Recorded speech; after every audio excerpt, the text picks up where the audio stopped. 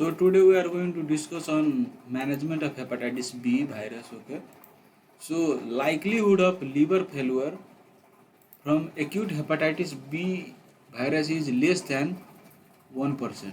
From acute hepatitis B virus is less than 1%, and in immunocompetent adults, likelihood of progression to chronic hepatitis B virus is less than 5%. For those who require treatment, tenofovir or entecavir are acceptable options as monotherapy. Treatment can be stopped after confirmation that patient has cleared hepatitis B surface antigen 2 consecutive tests 4 weeks apart. Lamivudine or telbivudine can be also be used as the duration of treatment is generally short. However, since severe exacerbations of chronic hepatitis B virus in previously undiagnosed patients can be difficult to differentiate from acute hepatitis B virus, tenofovir or entecavir are preferred. Okay. Now, management of hepatitis B virus depends upon multiple factors: presence of or absence of liver inflammation and or cirrhosis, patient's immunological response to infections, example hepatitis B E antigen status, okay, virological factors like viral load and genotype, and risk factors for disease progressions, age greater than 50, 40, family history of hepatocellular carcinoma, okay, and when to do liver biopsy. So this is a question. Okay, so patients who have persistently elevated ALT but persistently low HBB DNA. So to exclude other causes of liver disease, in those conditions, liver biopsy may be required. Patients who do not meet criteria for treatment but are at risk of having histologically active or advanced liver disease that would benefit from treatment. These include patients who have ALT levels that are normal or mildly elevated, less than 2 times of upper limit of normal, and HBV viral load that is persistently elevated, greater than 6 months, and one of the following risk factors: age greater than 40 and family history of hepatocellular carcinoma. So what is elevated? Definition of elevated HBV DNA: elevated HBV DNA is considered greater than 2000 or 10 to the power 4 for viral copies for hepatitis E antigen negative patients, or greater than 20,000, that is 10 to the power 5 copies per ml for hepatitis E antigen positive patients. Okay. And one caveat is a normal serum ALT alone in patients with active viral replication does not predict mild or normal histological findings. One report found that up to 37% of patients with persistently normal ALT and hepatitis B virus DNA greater than 10,000 copies per ml had significant fibrosis and inflammation on liver biopsy. Now, in AL of acute liver failure or decompensated cirrhosis, we initiate treatment regardless of ALT level. Nucleotide analogues treatment has been shown to stabilize liver disease and in some cases reverse liver failure. Antiviral treatment also reduces risk of recurrent hepatitis B virus should these patients require liver transplantation. Patients with compensated cirrhosis and hepatitis B virus DNA greater than 2000 international unit per ml or greater than 10 to the power 4 copies per ml should be treated with antiviral therapy regardless of hepatitis E antigen status or serum ALT level. Treatment should be considered even if hepatitis B virus DNA are lower than 2000 international unit per ml. And now we are going to discuss patients without cirrhosis. In patients without cirrhosis, hepatitis B E antigen positive immune active phase.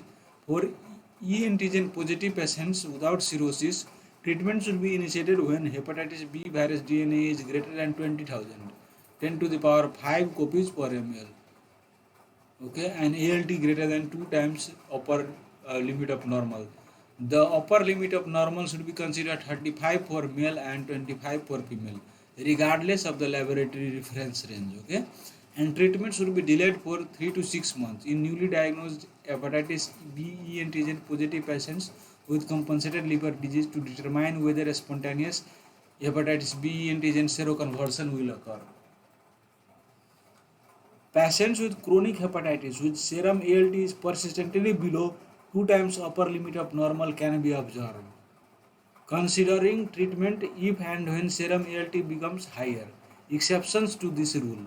So note these rules. So this is patients with chronic hepatitis with serum ALT is persistently below 2 times upper limit of normal can be observed. Okay. Considering treatment if and when serum ALT becomes higher. So this is the exceptions. So those who have recurrent hepatitis flares that fail to clear hepatitis E antigen, patients with icteric flares, those with active or advanced histological findings, or advanced fibrosis on non-invasive tests, patients with extrahepatic manifestations, example hepatitis B related polyarteritis nodosa, patients above the age of 40 who remain E antigen A positive with persistently high HBV DNA levels, those with family history of hepatocellular carcinoma. There is a lower threshold for hepatitis B virus DNA and ALT in these patients. Okay.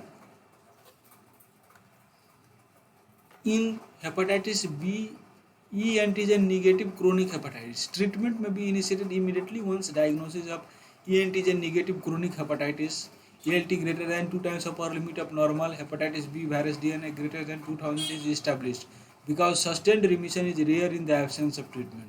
For those with ALT less than 2 times upper limit of normal, serial follow-up is needed to differentiate inactive carrier state from E antigen negative chronic hepatitis because of the fluctuating course of E antigen negative chronic hepatitis. Liver biopsy should be considered in E antigen negative patients who have serum ALT, serum HBV DNA greater than 2000 and normal or mildly elevated ALT to determine if treatment is warranted. Now let's discuss briefly what treatment and when to start treatment, and these are the follow-up. Okay, so let's start our discussion. Okay, so in hepatitis B antigen positive, if patient has hepatitis B antigen positive, okay, and HBV DNA is greater than 20,000 international unit per ml, but ALT less than 2 times upper limit of normal, so treatment is not recommended here. Okay, treatment may be considered in older patients age greater than 40 and in those with family history of hepatocellular carcinoma. Patients should be monitored and treatment considered if ALT becomes elevated greater than 2 times upper limit of normal, liver biopsies of moderate to severe inflammation or fibrosis, and a non-invasive test suggests moderate to severe fibrosis. So in hepatitis B E antigen positive and HBV DNA greater than 20,000 and ELT is also greater than 2 times upper limit of normal. So here observe for 3 to 6 months if compensated and treat if no spontaneous HB antigen loss. But if severe hepatitis flares, then immediate treatment. Okay, entecavir, tenofovir, elafenamide, tenofovir, disoproxil fumarate, or pegylated interferon alpha are preferred for initial therapy. And what is the end point of treatment? Seroconversion from hepatitis B E antigen to anti-HBE. And in for pegylated interferon alpha, duration is 48 weeks. Okay, for entecavir, tenofovir, continue for at least 12 months after hepatitis E antigen seroconversion. So here treatment may last for 4 to 5 years. Okay, but here only 48 weeks. So treatment duration wise, this has short course. Okay, that's why if patient desires short course of therapy, pegylated interferon alpha is preferred. But generally we prescribe this entecavir, tenofovir for treatment of hepatitis B virus, chronic hepatitis B virus. Okay, and now this is hepatitis B antigen negative. Okay, so and hepatitis B virus DNA greater than 2000 and ALT greater than 2 times upper limit of normal, or 1 to 2 times of upper limit of normal if liver biopsy show moderate to severe necroinflammation or significant fibrosis, or non-invasive testing show significant fibrosis. In this condition, entecavir, tenofovir, or pegylated interferon alpha are preferred for initial therapy. End point of treatment is HBs antigen loss. Okay, in pegylated interferon alpha, so treatment up to 1 year. 1 year is standard. Okay, entecavir or tenofovir several years or indefinite treatment. If HBe antigen negative and HBV DNA less than 2000 and ALT less than upper limit of normal, monitor and treat if HBV DNA and ALT increases. as described above. In patients with cirrhosis, regardless of the HBe antigen status, okay, and this is HBV DNA, detectable level of HBV DNA, and any ALT, if it is divided whether into compensated or decompensated. In compensated, HBV DNA greater than 2000, treat with entecavir tenofovir. Treatment should be continued indefinitely. HBV DNA less than 2000, consider treatment particularly if ALT elevated, and close monitoring if treatment is not initiated. In decompensated, treat immediately, regardless of ALT or HBV DNA levels. Entecavir preferred. Okay, tenofovir may be used with close monitoring of renal function.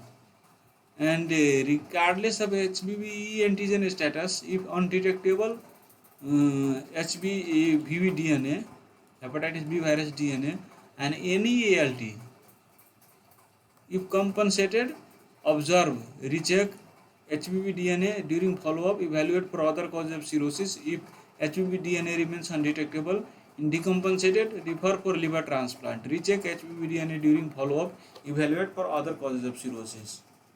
And this is suggested follow-up for patients not considered for treatment. So what is the guideline that says when to follow up? Okay, so if HBe antigen positive, HBV DNA greater than 20,000 and normal ALT without cirrhosis, so we do ALT every 3 to 6 months and HBe antigen every 6 to 12 months.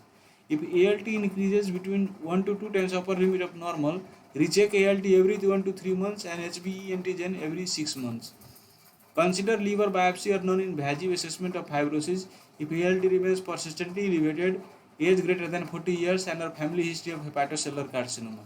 Recommend treatment if biopsies show moderate to severe inflammation or significant fibrosis.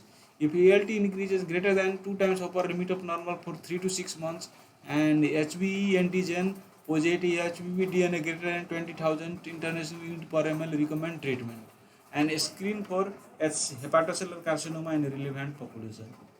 And this is suggested follow-up for patient not considered for treatment. HBe antigen negative status, HBV DNA less than 2000, and normal ALT without cirrhosis.